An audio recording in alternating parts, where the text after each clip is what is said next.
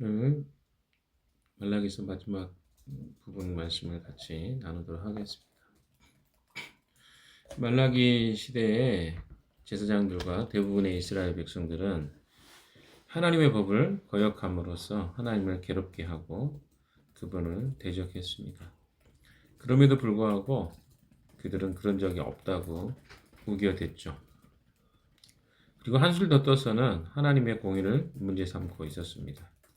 그래서 하나님을 섬기는 것이나 그분 앞에 회개하는 것이 그들에게 결코 유익함이 없다고 이야기했습니다. 말라기는 이런 상황들에 대해서 답답함을 견디지 못했을 것입니다. 하나님의 그 공의가 사라졌다고 탄식하는 사람들의 모습을 보면서 오히려 말라기 선지자는 크게 괴로워하기도 했을 것입니다. 오늘 본문의 내용들은요, 이런 좌절에 사로잡힌 말라기를 위로하는 그런 말씀을 담고 있습니다. 그래서 하나님께서는 1절에 보시면요, 영광로의 불길같이 모든 것을 셀라 버릴 날이 온다. 그러니까 말라기에게만 위로하는 말씀이라고 보기는 그렇고요. 모든 하나님을 경외하는 자들에게 주시는 위로와 격려입니다. 모든 것을 살라버릴 날이 온다.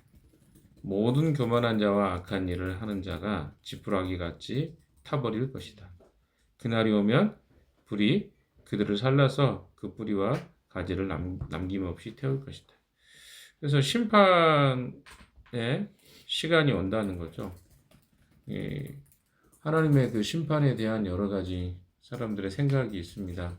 어떻게 의로우신 하나님이 세상을 심판하실 수 있냐라고 생각할 수도 있죠. 만약에 그러면 심판이 없다고 한다면 우리 인생은 어떤 의미가 있을까요? 무한으로 하나님이 시간만 주시고 또 우리가 마음대로 살아도 된다고 한다면 우리가 왜 굳이 도덕을 지켜야 하며 또 가정 안에 어떤 경계선을 지켜야 하고 사회 안에서 이런 질서들을 지켜야 할지 한번 생각해 보십시오. 그리고 그런 질서가 잘 지켜질 때와 지켜지지 않을 때가 언제인지를 한번 살펴보십시오. 그러니까 이런 하나님의 심판이라는 것이 우리에게는 부정적 이미지가 존재하는 건 사실입니다. 왜냐하면 심판이 있다는 것은 굉장히 어떤 막연한 두려움이나 또 인간의 삶에 있어서 고통도 동반하는 것이 사실이죠. 그것에 대해서 부인하는 사람은 아마 없을 것입니다. 그러나 그 역사를 주관하시는 하나님의 주권 속에 그 심판은 반드시 이루어져야만 하나님의 공의와 하나님의 사랑이 드러나는 것이죠. 예수님이 오신 것 자체가 결국 무엇입니까? 하나님의 공의와 하나님의 사랑이 최고로 드러나는 사건 아닙니까? 하나님 편에서 보면 이것은 굉장한 고통이었죠. 고통이라는 것을 어떻게 이해하느냐에 따라서 이 하나님의 심판에 대해서 해석이 조금 달라질 것 같습니다. 1절부터 시작해서 3절 말씀이 이런 부분들을 잘 설명해 주고 있습니다. 하나님의 정하신 때가 되면 용광로에 거센 불과 같이 모든 교만한 자들과 악한 일을 행했던 자들이 살라져 버리는 그런 때가 될 것이라는 것입니다. 자, 이런 악한 자들을 어디에 비유했어요? 보시면 1절 중반부에 보면 모든 교만한 자와 악한 일을 하는 자가 지푸라기 같이 타버릴 것이다. 지푸라기로 비유가 됐고요. 그 다음에 하반절에 보면 그날이 오면 불이 그들을 살라서 그 뿌리와 가지를 남김없이 태울 것이다. 지푸라기와 그 뿌리와 가지로 표현하고 있습니다. 불에 잘 타죠. 지푸라기는 뭐 여러분 태워보신 적이 있는지 모르겠어요. 저희는 어렸을 때 지푸라기 같은 거 많이 태워봤거든요. 불장난도 많이 해보고 그랬는데 금방 쉽게 탑니다. 마치 마른 가지를 태우는 것처럼 마른 낙엽 같은 거 태우면 빨리 타잖아요. 빨리 불도 붙고, 마찬가지로 그들의 교만함과 악함이 너무나도 우리의 일상과 삶에는 고통스럽고 힘든 존재들인데, 그들의 사라짐은 너무나도 빠른 시간에 이 불과 용광로에 타버리는 것처럼 사라지게 될 것이다. 이렇게 표현하고 있는 것이죠. 2절도 한번 읽어볼까요? 시작. 그러나 내 이름을 경외하는 너희에게는 의로운 해가 떠올라서 치료하는 광선을 발할 것이니 너희는 외양간에서 풀려난 송아지처럼 뛰어다닐 것이다. 네, 3절도 읽어봅시다. 시작. 내가 이 일을 이루는 그날에 악한 자들은 너희 발바닥 밑에서 재와 같이 될 것이니 내가 그들을 짓밟을 것이다. 나 만군의 주가 말한다. 그렇죠. 악인들과 경건하지 않은 자들에게는 이처럼 파괴적인 심판의 불길에 태워지는 멸망의 날이 될 것이다 라고 이야기합니다. 반면에 하나님의 이름을 경외하는 의인들과 경건한 자들에게는 하나님의 은총과 치료의 길이 예비되어 있다. 이렇게 성경에는 표현되어 있습니다. 내 이름을 경외하는 너에게는 의로운 해가 떠올라서 치료하는 광선을 발할 것이니 너희는 외양간에서 풀려난 송아지처럼 뛰어다닐 것이다. 비유를 하셨죠. 외양간에 매어있던 송아지가 풀려나면 상상을 해보시면 얼마나 펄쩍펄쩍 뛰면서 기뻐하겠습니까? 마치 이 비유를 이렇게 하는 거죠. 우리가 외양간에 매어있는 송아지 같다는 것이죠. 그러니까 이 땅에 그리스도인으로 살아간다는 것은 좀 외양간에 매어있는 송아지처럼 비유를 하는 것을 이해가 됩니다.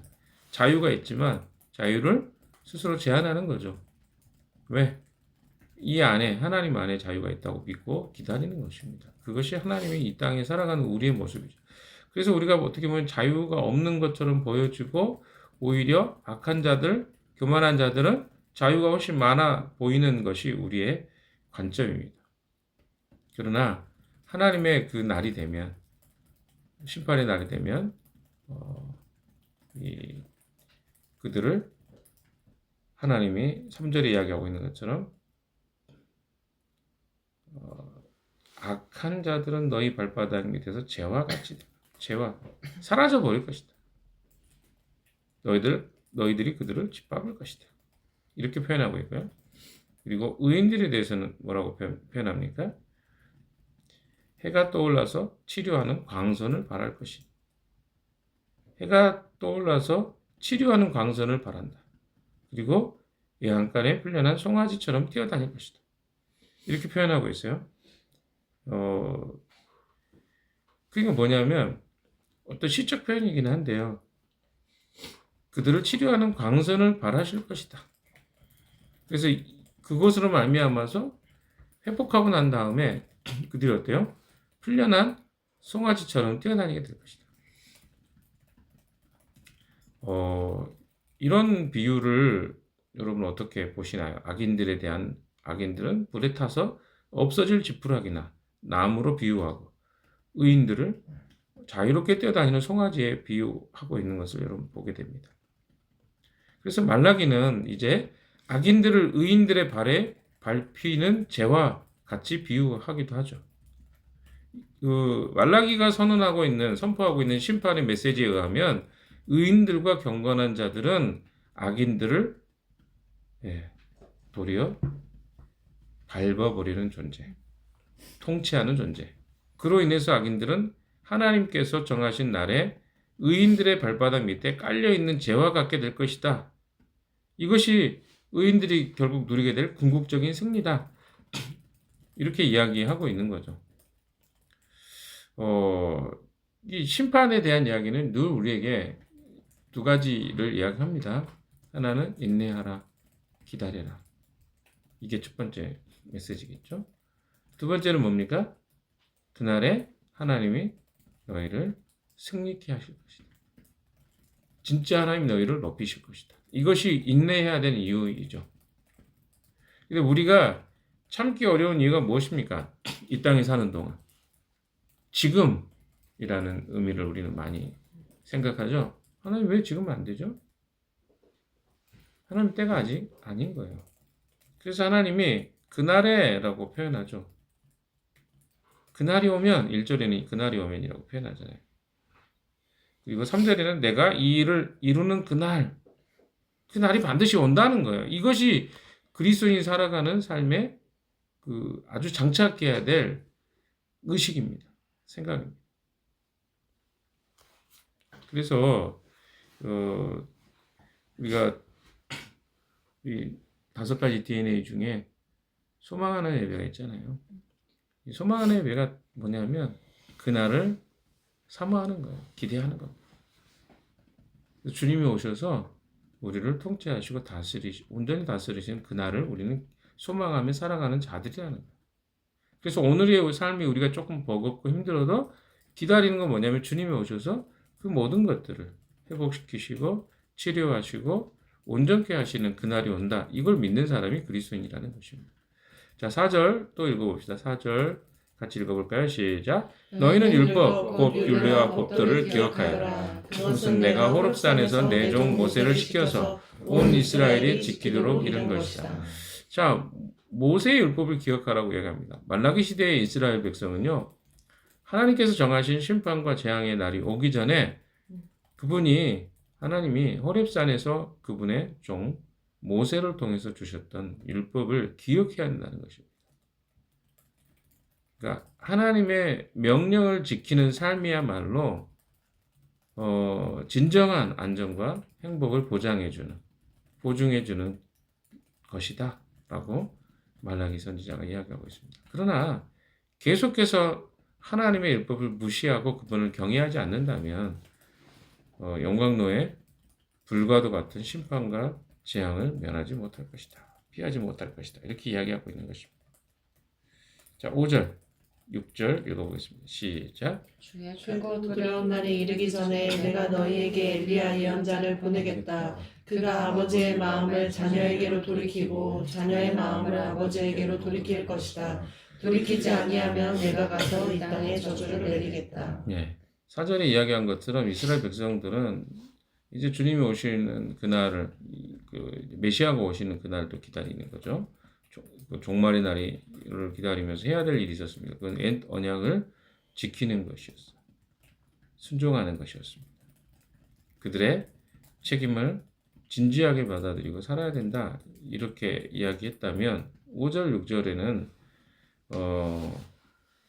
그 주의 크고 두려운 날이 이르기 전에, 그러니까 종말이라고 여러분 계속 이야기 드리죠. 하나님 나라의 관점에서 보면 종말은 예수 그리스도 오시는 날부터다. 그 날부터 재림의 날까지를 종말이라고 합니다. 근데 그 종말의 날이 이르기 전에 먼저 너희에게 엘리야 예언자를 보내겠다라고 이야기했습니다. 이스라엘 백성에게 주시는 이 공고의 말씀을 마치신 하나님께서는 이제 장차 그분이 하실 일에 대해서 이야기하고 있는 것이죠. 하나님이 정하신 크고 두려운 날이 이르기 전에 그들에게 예언자 엘리야를 보낼 것이다. 5절의 이야기입니다. 그가 와서 무슨 이야기합니까? 아버지의 마음을 자녀에게 돌이키게 합니다. 자녀가 부모의 마음을 알기가 쉽지 않죠. 자기가 부모가 돼보기 전에는 알기가 어렵습니다.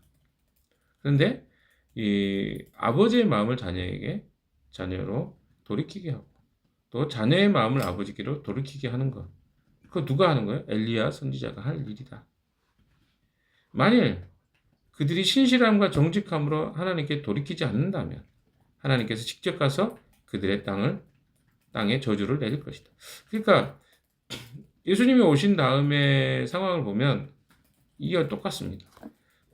예수님이 오셔서 어떻게 해요? 심판을 직접 행하시잖아요. 그래서 그 백성들 중에 돌이킨 자들과 그렇지 않은 자들이 구별을 하고 드러나게 됩니다. 예수님이 그런 일을 하셨습니다.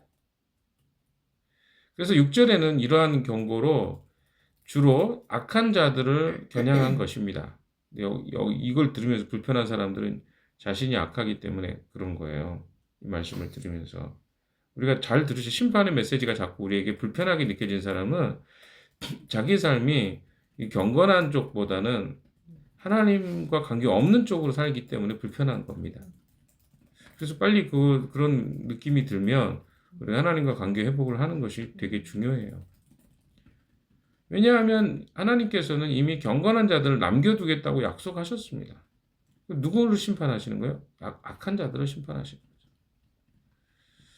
거죠. 그래서 여호와의 크고 두려운 날이 오기 전에 그 사자가 누구냐? 옛 예언자 엘리야가 와서 하나님의 공동체를 하나님께 돌이키게 할 것이다. 이게 누구를 이야기하는지 대충 감이 오시나요? 그렇게 함으로써 어때요? 악한 자들에 대해 가혹한 심판의 예언이 철회되게 하는 것이죠. 그게 목적입니다. 그래서 예수님이 세례 요한에 대한 설교를 하신 내용을 보시면요. 이 예언은 엘리야를 닮은 세례 요한의 인격과 사역을 통해서 성취된 것을 우리는 알 수 있습니다. 마태복음 3장 4절. 그렇죠? 그리고 뭐 열왕기하 1장 8절에도 그런 표현들이 나옵니다.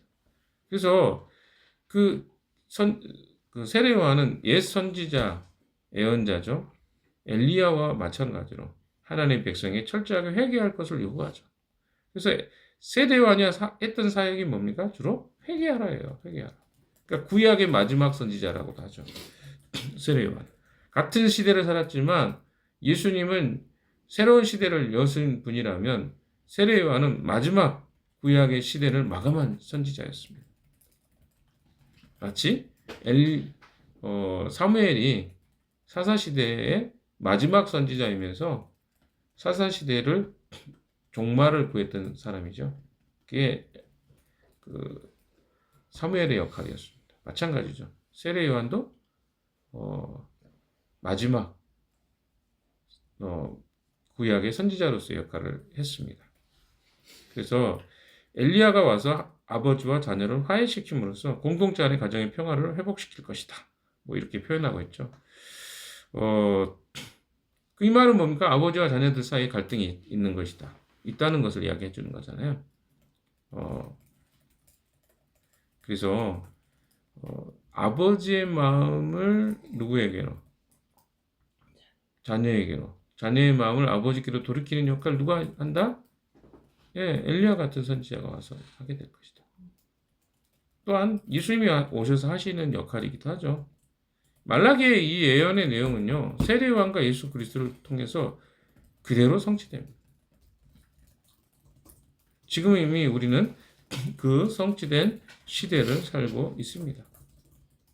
오늘 말씀의 내용을 정리해 보면 이런 거죠. 내 이름을 경외하는 너희에게는 공의로운 해가 떠올라서 치료하는 광선을 비출 것이다. 그러나 교만한 자에게는 용광로가 지푸라기처럼 나무와 가지를 태우듯이 그들을 태워버릴 것이다. 심판하실 것이다. 그리고 뒤에는 뭐라고 표현되어 있습니까? 악한 자들은 너희 발바닥 밑에서 재와 같이 될 것이다. 너희가 그들을 짓밟을 것이다. 그럼 우리는 이런 시각을 갖는 것이 중요하죠. 우리가 하나님 백성들이 고난을 겪는 것, 이 땅에서 어려움을 겪는 것, 이것에 대해서 이런 관점을 가지고 바라보고 계신다라는 것입니다. 주님을 섬기는 자에게는요, 주님을 섬기는 것으로 인해 고난과 고통이 있을 수 있다, 이 땅에서. 그러나 그것이 영원하지는 않다. 왜? 주님이 오시는 그날에 영광스러운 주님께서 우리에게 구원을 약속하셨고 우리를 회복시켜 가실 것을 약속해 주셨기 때문입니다. 이걸 붙잡고 사는 거죠. 그래서 우리가 알아야 될 것은 하나님께서 정하시는 날에 반드시 악인을 심판하신다. 하나님의 이름을 경외하는 자에게 성령 안에서 치료와 회복의 구원의 은혜를 베푸신다. 그러면 우리가 이렇게 생각할 수 있겠죠. 신앙생활하는 것이 우리에게 버겁다고 느껴지는 사람이 있을 수도 모르겠습니다. 나 꼭 이렇게 살아야 되나? 내가 원하는 거 마음대로 하고 살면 되지 않나? 뭐 어떤 사람은 공동체에 대한 것에 대해서 별로 마음에 들지 않을 수도 있죠. 그냥 요즘 사는 사람들처럼 그냥 나와 내 집만 좀 챙기고 살면 안 되나? 이런 생각도 할 수 있을 것 같아요. 왜? 불편하니까. 혼자 사는 게 편하죠. 나만 챙기면 되는데 누구를 돌봐야 돼. 거기에 또 갈등도 생기고 또 거기서 또 불편함이 생기고 내가 또 거기서 잘하면 좋은데 또 안 되기도 하고 뭐 이런 것들이 우리 안에 있는 거죠. 그리고 어떻습니까? 우리 안에 낙심되는 일도 많잖아요. 좌절되는 것도 많고. 왜? 하나님 섬기다가 겪게 되는 수많은 일들에 대해서 우리는 생각하면서 자꾸 무슨 생각이 들어요? 이게 사는 게 맞나? 이렇게 가는 게 맞나? 이런 생각들이 우리에게 들 수 있다는 거죠. 하나님이 이 생각을 너무 잘 아십니다. 왜? 우리 안에 욕심도 있잖아요. 죄 짓고 싶은 마음도 있습니다. 그게 더 좋아 보이기도 해요. 그래서 우리 안에 수많은 고민들이 있다는 것을 하나님이 아십니다. 그래서 하나님이 우리에게 이런 고통의 문제와 고민의 문제들에 대해서 이렇게 말씀하고 계신 것이죠. 내 이름을 경외하는 너희에게는 의로운 해가 떠올라서 치료하는 광선을 바랄 것이다. 너희는 외양간에서 풀려난 송아지처럼 뛰어다닐 것이다. 이 부분에 대해서 어떻게 해석할 수도 있냐면요. 치료와 구원의 광선. 우리를 회복시키시는 성령이 우리를 회복시키시고 또 우리를 인도해 가셔서 마치 외양간에서 풀려난 송아지처럼 뛰어다닐 것이다. 이렇게도 해석이 가능합니다. 그러니까 우리의 삶에요.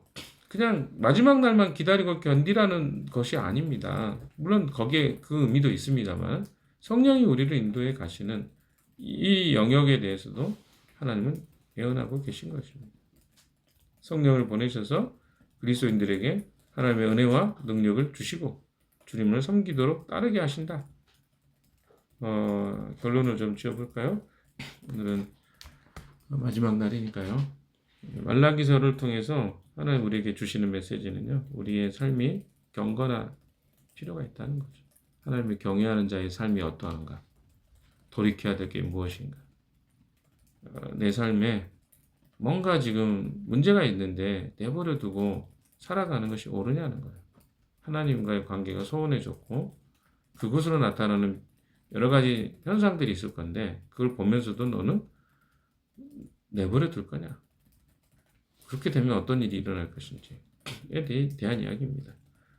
결국은 하나님과 멀어지게 되고 또 그것이 궁극적으로 우리의 삶에 나타나게 되죠. 그것이 과거에 이스라엘 백성들이 그렇게 살았던 것처럼 원망과 불평 그리고 어디로 갑니까? 우상숭배 그리고 삶의 영역 가운데서 하나님이 아닌 다른 것 즐거움 쾌락을 쫓게 되죠. 그리고 결국은 그것이 그들에게 심판으로 다가올 수밖에 없다. 그러나 하나님을 경외하는 자들에게는 하나님이 주시는 축복, 하나님의 인도와 또 하나님이 예비하신 것들을 누리게 될 것이다. 이것이 말라기에서 우리에게 이야기해주는 내용입니다. 여러분에게는 어떻게 적용이 될까요? 우리의 삶에 똑같습니다. 구약에 살았던 백성들과 같이 그리스도인으로 우리가 살아가면서 겪는 어려움이 있죠. 있을 수 있죠. 근데 그 어려움들을 어떻게 바라보고 살아가느냐, 그것을 내가 하나님을 떠나는 기회로 삼을 것이냐, 아니면 하나님께 더 가까이 나아가는 기회로 삼을 것이냐.